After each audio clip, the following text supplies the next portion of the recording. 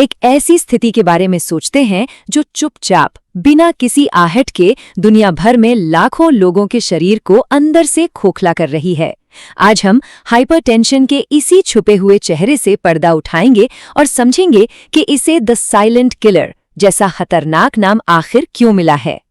तो ये जो नाम है साइलेंट किलर या खामोश हत्यारा, ये इसे यूं ही नहीं मिला। ऐसा इसलिए है क्योंकि ये धोखा देता है। हाइपरटेंशन की शुरुआत में आमतौर पर कोई लक्षण होते ही नहीं है, ना कोई दर्द, ना कोई चेतावनी का संकेत, और यही बात इसे बहुत ज्यादा खतरनाक बना देती है, क्योंकि जब तक कुछ महसूस होता है तब तक शरीर के अंदर काफी नुकसान हो चुका होता है। जरा इस आंकड़े की विशालता को समझिए। साल 2000 की ही बात करें तो दुनिया भर में लगभग 1 अरब लोग हाई ब्लड प्रेशर के साथ जी रहे थे। मतलब इस दुनिया की 1/4 से ज्यादा वयस्क आबादी। तो ये कोई छोटी मोटी स्वास्थ्य समस्या नहीं है, ये एक वैश्विक संकट है। तो सबसे बड़ा सवाल यही उठता है ना, कि अगर ये इतना खतरनाक है तो ये महसूस क्यों नहीं होता? इसका जवाब हमारे शरीर के अंदर ही छिपा है, हमारी धमनियों की बहुत ही बारीक दुनिया में। चलिए इस अंदरूनी दुनिया की एक यात्रा पर चलते हैं। देखिए, हाइपरटेंशन की जो असली कहानी है वो हमारी धमनियों की दीवारों के अंदर एक माइक्रोस्कोपिक लेवल पर घटती है। ये एक ऐसी लड़ाई है जो सालों तक बिना किसी बाहरी संकेत के अंदर ही अंदर चलती रहती है। चलिए इसे एक हाईटेक पाइपलाइन की तरह समझते हैं। इसकी 3 परतें हैं। सबसे अंदर की चिकनी परत यानी इंटिमा, जो खून को आराम से बहने देती है। बीच की मांसपेशी परत यानी मीडिया, जो दबाव को कंट्रोल करने के लिए सिकुड़ती और फैलती है। और एक बाहरी सुरक्षात्मक परत यानी एक्सटर्ना, जो इन सब को संभाले रखती है। तो जब सब कुछ ठीक चल रहा होता है तो ये सिस्टम एकदम परफेक्टली काम करता है। सबसे अंदरूनी परत इंटिमा बीच की मांसपेशी परत को लगातार केमिकल सिग्नल भेजती है कि वो आराम करे। इससे हमारी धमनियां खुली रहती हैं और खून बिना किसी रुकावट के बहता रहता है। लेकिन जब ब्लड प्रेशर बढ़ जाता है तो सारा खेल बिगड़ जाता है। खून का ये बढ़ा हुआ दबाव धमनी की नाजुक अंदरूनी परत पर लगातार एक जोर डालता है। आप इसे यूं समझिए कि जैसे किसी नाजुक सतह पर लगातार हथौड़े से हल्की हल्की चोट की जा रही हो, दिन रात, सालों साल। ये जो लगातार तनाव है ना, ये धमनियों के कम्युनिकेशन सिस्टम को आप कह सकते हैं एक तरह से हैक कर लेता है। शरीर आराम करने के सिग्नल जैसे कि नाइट्रिक ऑक्साइड कम भेजने लगता है और सिकुड़ने के सिग्नल जैसे कि एंडोथेलिन 1 ज्यादा भेजने लगता है। इसका नतीजा एक खतरनाक चक्र होता है, सिकुड़ी हुई धमनियां जो ब्लड प्रेशर को और भी ज्यादा बढ़ा देती हैं। इस लगातार दबाव और केमिकल असंतुलन का नतीजा होता है वैस्कुलर रीमॉडलिंग। अब ये एक टेक्निकल टर्म है, पर इसका मतलब बहुत सीधा सा है। मतलब ये कि धमनी खुद को इस तनाव से बचाने के लिए स्थायी रूप से अपना ढांचा ही बदल लेती है। और ये बदलाव अच्छा नहीं है, क्योंकि ये धमनी के रास्ते को और भी संकरा और कठोर बना देता है। तो ये रीमॉडलिंग होती कैसे है? असल में 3 चीजें होती हैं। पहले, जो मौजूदा मांसपेशी कोशिकाएं हैं वो बड़ी हो जाती हैं, इसे कहते हैं हाइपरट्रॉफी। फिर शरीर और ज्यादा कोशिकाएं बनाने लगता है, ये है हाइपरप्लासिया। और आखिर में फाइब्रोसिस के जरिए एक कठोर रेशेदार पदार्थ यानी कोलाजन जमा हो जाता है, जो धमनियों के लचीलेपन को खत्म कर देता है। ये तीनों मिलकर धमनियों को मोटा, कठोर और तंग बना देते हैं।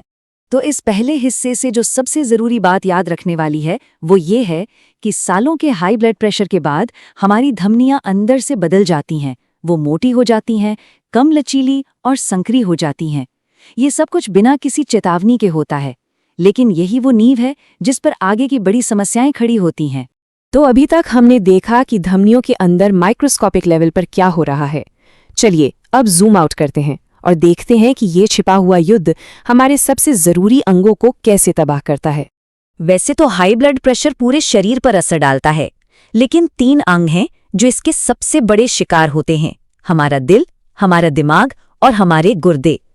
ये वो अंग हैं जो स्वस्थ रक्त प्रवाह पर सबसे ज्यादा निर्भर करते हैं, और जब इस बहाव में रुकावट आती है तो सबसे पहले यही प्रभावित होते हैं। तो सबसे पहले दिल की बात करते हैं। जरा सोचिए, अगर किसी को एक बहुत ही संकरी और सख्त हो चुकी नली से पानी पंप करना हो तो क्या होगा? उसे ज्यादा जोर लगाना पड़ेगा, है ना?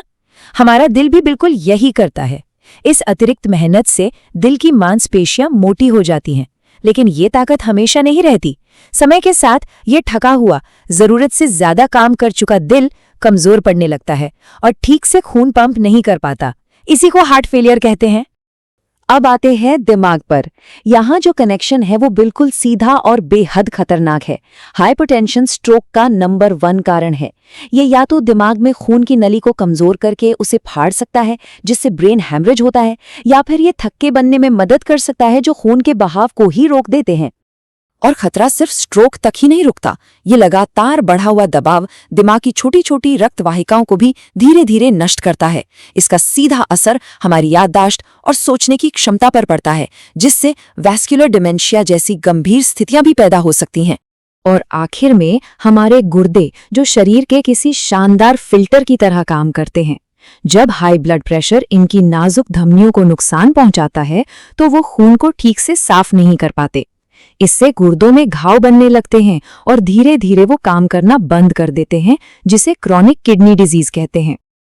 तो हमने देखा कि ज्यादातर नुकसान धीरे धीरे और खामोशी से होता है, लेकिन कभी कभी ये साइलेंट किलर अचानक से दहाड़ता है और तब ये एक जानलेवा इमरजेंसी बन जाता है, जिसे हाइपरटेंसिव संकट कहते हैं। ये वो नंबर है जिसे कभी भी नजरअंदाज नहीं करना चाहिए। 180/120 या उससे ज्यादा की ब्लड प्रेशर रीडिंग एक मेडिकल इमरजेंसी का संकेत होती है। इस लेवल पर दबाव इतना ज्यादा होता है कि ये बहुत तेजी से अंगों को स्थायी नुकसान पहुंचा सकता है। अब ये जानना बहुत जरूरी है कि इस संकट के भी 2 प्रकार हैं। अर्जेंट संकट में ब्लड प्रेशर खतरनाक रूप से ज्यादा होता है, लेकिन अभी तक अंगों को नुकसान पहुंचने के संकेत नहीं होते। इमरजेंसी संकट में ब्लड प्रेशर उतना ही ज्यादा होता है, लेकिन यह सक्रिय रूप से अंगों को नुकसान पहुंचा रहा होता है। दोनों में ही तत्काल मेडिकल मदद की जरूरत है, लेकिन इमरजेंसी जान के लिए एक सीधा खतरा है। अगर किसी का ब्लड प्रेशर 180/120 से ज्यादा है और साथ में इनमें से कोई की लक्षण दिख रहा है, जैसे कि बहुत तेज सिर दर्द, सीने में दर्द, सांस फूलना या कंफ्यूजन, तो ये एक इमरजेंसी है। ये इस बात के संकेत हैं कि शरीर के अंगों को नुकसान पहुंच रहा है और ऐसे में तुरंत आपातकालीन सेवाओं को कॉल करना चाहिए। तो इन सब बातों का निचोड़ क्या है? सीधी सी बात है, जानकारी ही सबसे बड़ा बचाव है। सबसे जरूरी बात जो याद रखनी है वो ये है कि हाइपरटेंशन का असली खतरा किसी एक दिन की हाई रीडिंग नहीं है। असली खतरा वो लगातार न दिखने वाली तबाही है जो ये सालों साल हमारी धमनियों, दिल, दिमाग और गुर्दों में मचाता रहता है। तो यहाँ एक आखिरी सवाल सोचने के लिए है। हाइपरटेंशन चुप हो सकता है, लेकिन ये मूक नहीं है। ये ब्लड प्रेशर मॉनिटर पर संख्याओं में बोलता है। सवाल ये नहीं है कि शरीर संकेत भेज रहा है या नहीं, बल्कि असली सवाल ये है, क्या उन संकेतों को सुना जा रहा है इससे पहले कि उसकी फुसफुसाहट एक चीख में बदल जाए।